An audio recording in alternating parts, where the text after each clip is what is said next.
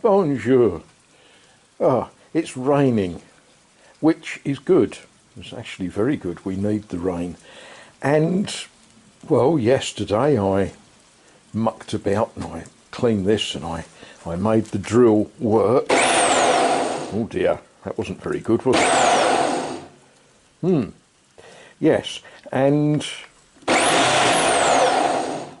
Oh dear, dear, dear, that's not very good at all. And I've been and I've done some shopping and I came home and I thought, what am I going to do now? Well, what I'm supposed to be doing is I'm supposed to be making window frames, little window frames for little windows. And something that I very quickly discovered when I went through all of the tools that I've got here is I didn't have a decent tenon saw. You know, a tenon saw, some people will call it a hardback saw. I got this thing, which wasn't decent when it was brand new, and age hasn't been kind to it, and it's as blunt as it doesn't cut. So we'll hang that back up, and I had a little search and I found a floorboard saw, a Silverline floorboard saw. Now the thing about Silverline tools is they are one of the cheaper things that you can buy. Cheap as in works for a very short time, you're not that upset if someone steals it. And it really wasn't doing the job that I wanted. Not nicely anyway. So this morning I have treated myself to a scie à deux doigts. A saw with a straight back. Now, in the shop they had a display that said they'd got these. They'd only actually got one of these, and it was €25 and something. Now anything more than €3, and I need an armchair to rest in. And I looked, and underneath it there was a very similar looking tool, complete with a mitre box, and it was €11 something or another. And I picked it up and I was looking at it, and next to it there was another saw the same shape as this with a mitre box that was only €5.95. And I was looking at these alternatives, and of course the penny dropped. You get what you pay for.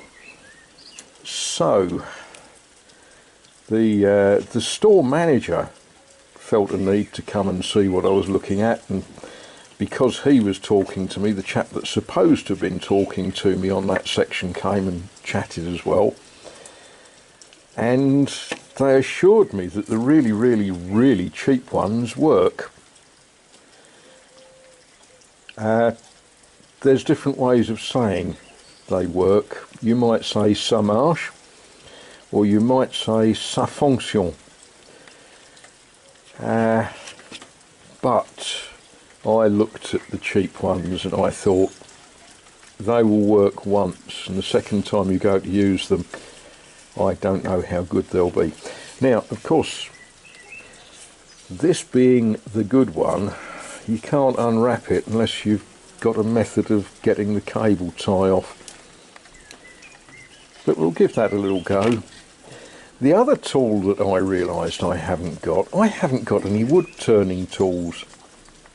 So one of the things I might do today, might not, is I might make some Now, what do you make wood turning tools out of?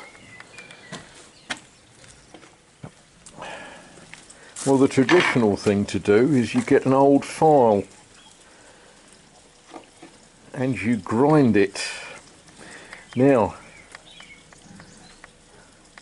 as old files go, this one is interesting because I recovered it from the ceiling of what is now my bathroom, and I don't think that's ever going to work as a file again, so I think we might make a wood turning tool out of it. It would be nice to make some shavings on the lathe today, wouldn't it?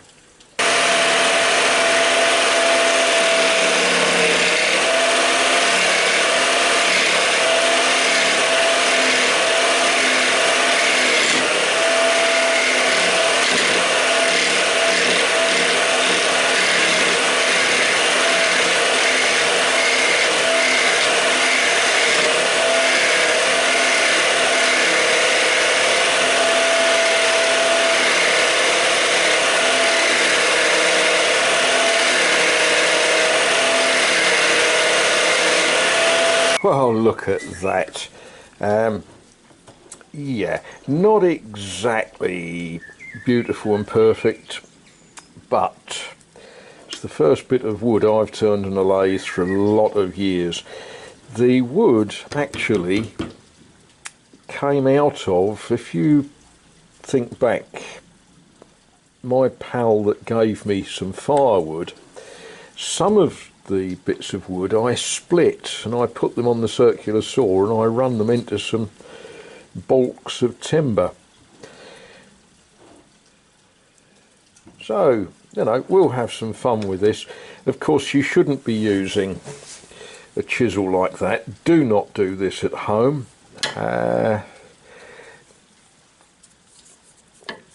The other thing about this, do not jam a chisel in hard, you know, it'll just knock everything straight off the machine and hurt you. But I think I'm going to have some fun with this, don't you? Well, there's that ancient file.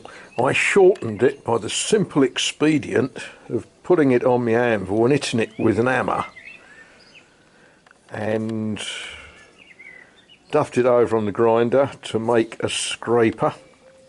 What I really need though is a handle to put that tang into. If only I knew someone who'd got a wood lathe that could make handles.